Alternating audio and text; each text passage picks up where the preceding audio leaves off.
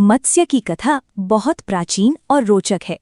ये भगवान विष्णु का पहला अवतार माना जाता है। एक समय की बात है, राजा सत्यव्रत नदी में जल अर्पित कर रहे थे। तभी उनके हाथों में एक छोटी सी मछली आई। मछली ने उनसे कहा, हे राजन, मुझे बड़ी मछलियां खा जाएंगी, कृपया मेरी रक्षा करें। राजा को दया आ गई और उन्होंने मछली को अपने कमंडल में रख लिया।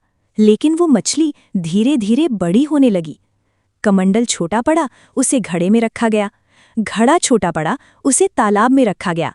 तालाब छोटा पड़ा, उसे समुद्र में छोड़ दिया गया। तब राजा समझ गए कि ये कोई साधारण मछली नहीं है।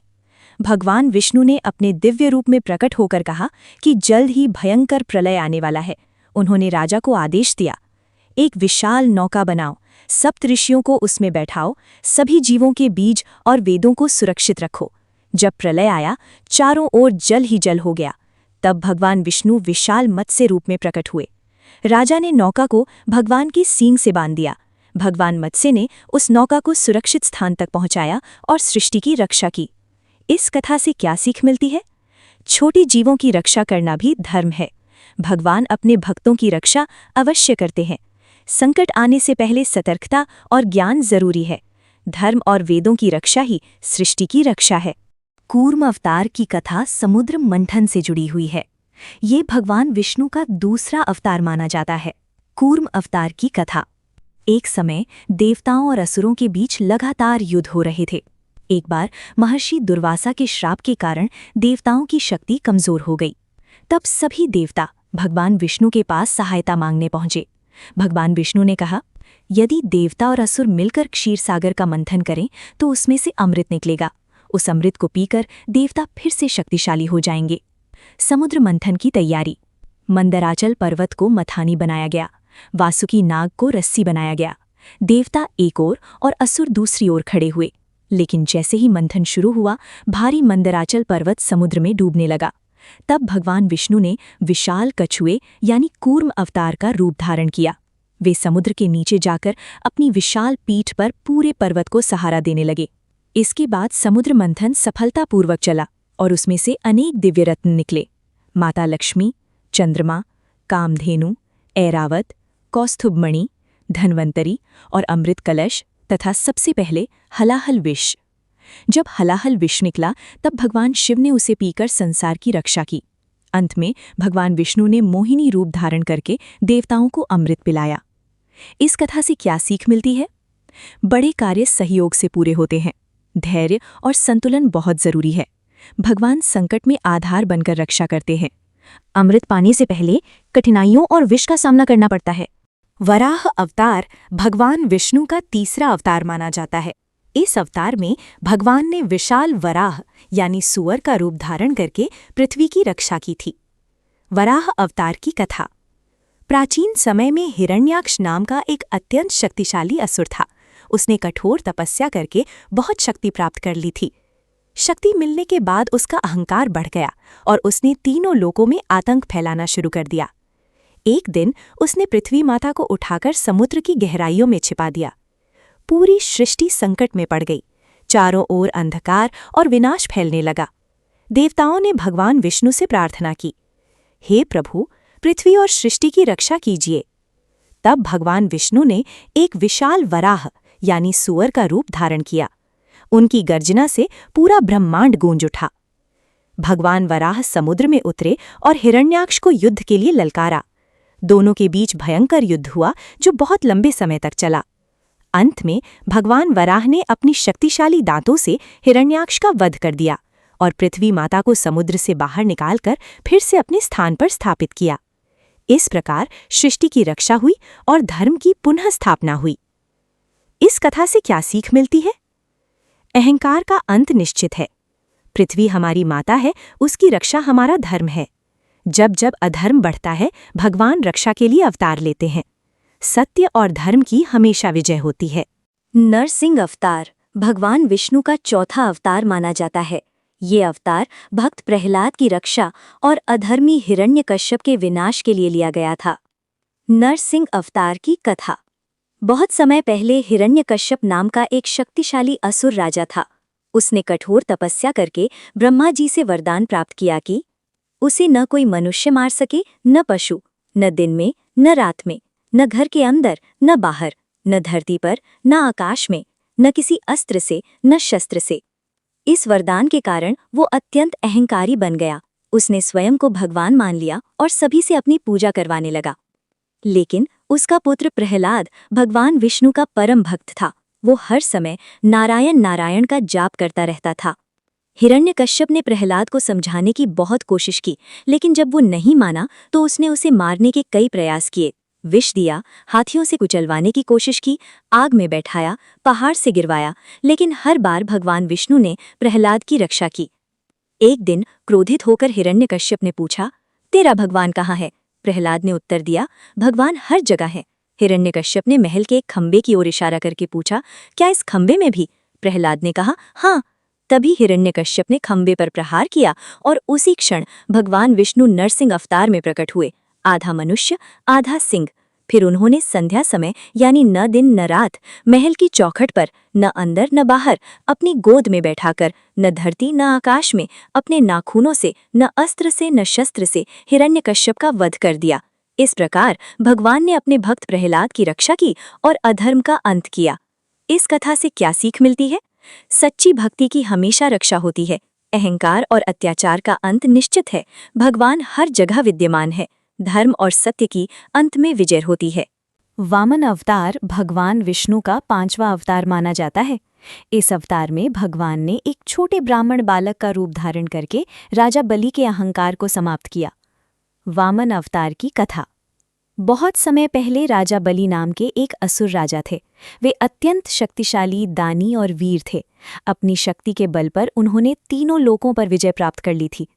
हालांकि राजा बलि अच्छे राजा थे, लेकिन धीरे धीरे उन्हें अपनी शक्ति और दान का अहंकार होने लगा।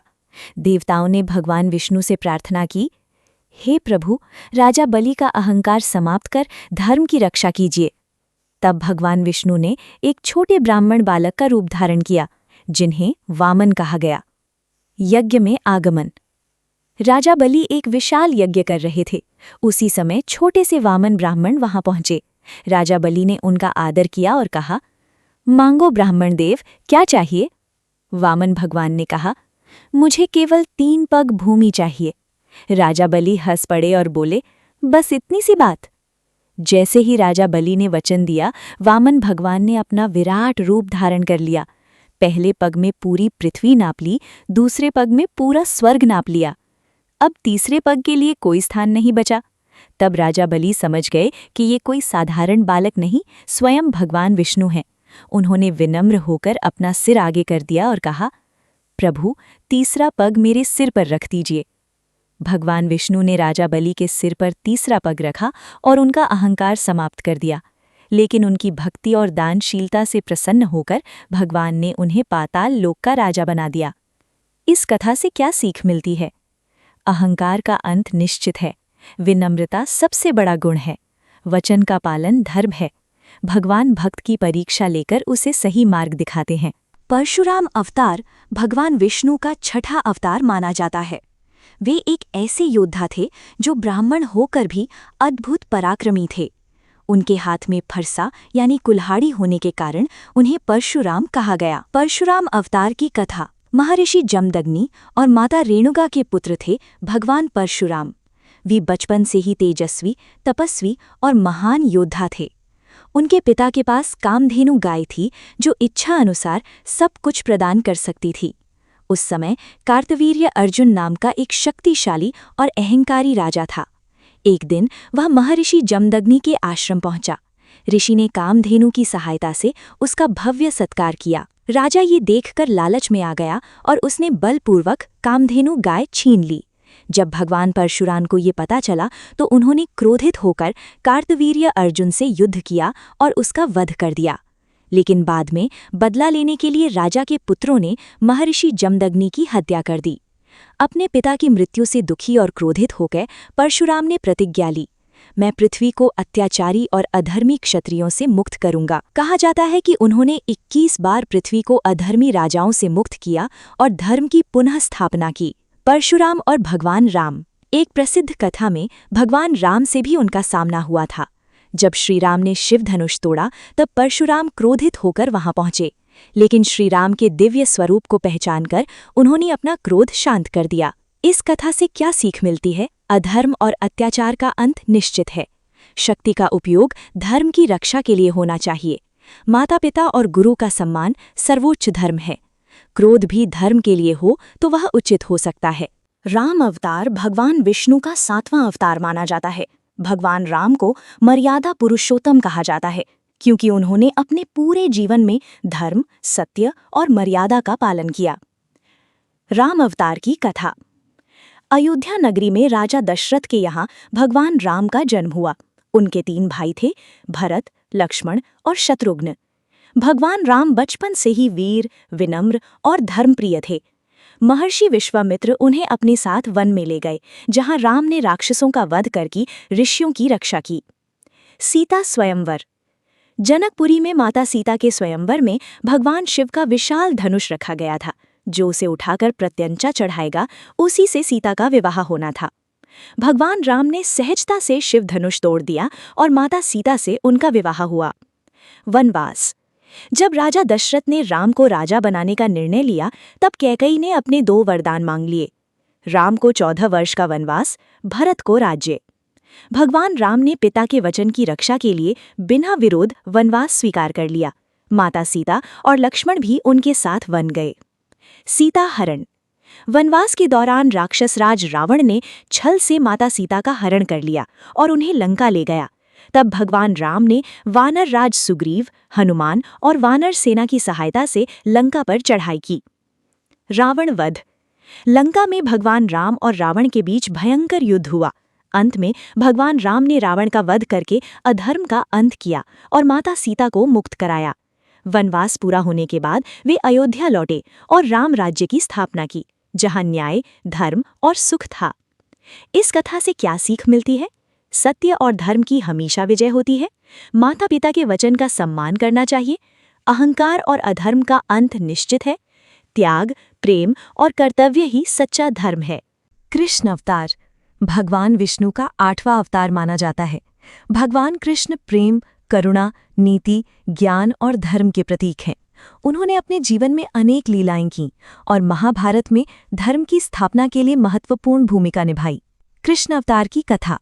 मथुरा के राजा उग्रसेन के पुत्र कंस ने छल से राज्य छीन लिया और अत्याचारी राजा बन गया।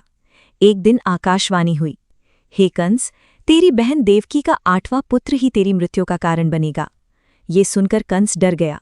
उसने देवकी और वसुदेव को कारागार में बंद कर दिया और उनके जन्मे 6 पुत्रों को मार डाला। भगवान कृष्ण का जन्म।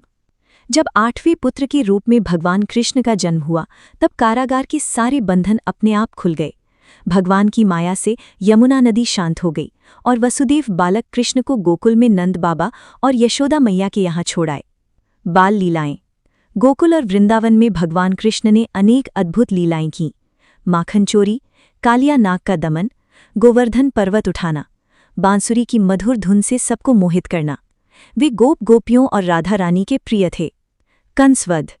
जब कृष्ण बड़े हुए तब वे मथुरा पहुंचे और कंस का वध करके जनता को उसके अत्याचारों से मुक्त कराया। महाभारत और गीता। द्वापर युग में जब कौरवों और पांडवों के बीच महाभारत युद्ध होने लगा, तब भगवान कृष्ण ने अर्जुन के सारथी बनकर उसे धर्म और कर्म का ज्ञान दिया। यही उपदेश आगे चलकर भगवद गीता के नाम से प्रसिद्ध हुआ। उन्होंने कहा, जब जब धर्म की हानि होगी, तब तब मैं अवतार लेकर धर्म की स्थापना करूंगा। इस कथा से क्या सीख मिलती है? प्रेम और करुणा सबसे बड़ी शक्ति है। अधर्म और अत्याचार का अंत निश्चित है। जीवन में कर्म करना सबसे महत्वपूर्ण है। सच्चा ज्ञान हमें सही मार्ग दिखाता है। गौतम बुद्ध को भगवान विष्णु का 9वां अवतार माना जाता है। बुद्ध अवतार का उद्देश्य संसार को अहिंसा, करुणा और शांति का मार्ग दिखाना था। बुद्ध अवतार की कथा। बहुत समय पहले कपिलवस्तु नामक राज्य में राजा शुद्धोदन और रानी महामाया के यहाँ एक पुत्र का जन्म हुआ। उनका नाम रखा गया सिद्धार्थ। जन्म के समय ज्योतिषियों ने भविष्यवाणी की कि ये बालक या तो महान सम्राट बनेगा या संसार को ज्ञान देने वाला महान संत। राजा चाहते थे कि सिद्धार्थ राजा बने, इसलिए उन्होंने उन्हें महल में हर सुख सुविधा दी और दुखों से दूर रखा। लेकिन एक दिन सिद्धार्थ ने महल से बाहर निकलकर 4 दृश्य देखे। एक वृद्ध व्यक्ति, एक रोगी, एक मृत व्यक्ति और एक शांत साधु। इन दृश्यों ने उन्हें सोचने पर मजबूर कर दिया कि संसार दुखों से भरा है। राजमहल का त्याग। 29 वर्ष की आयु में सिद्धार्थ ने पत्नी, पुत्र और राजमहल छोड़ दिया और सत्य की खोज में निकल पड़े। उन्होंने वर्षों तक कठोर तपस्या की, लेकिन उन्हें समझ आया कि अत्यधिक कष्ट देना भी सही मार्ग नहीं है।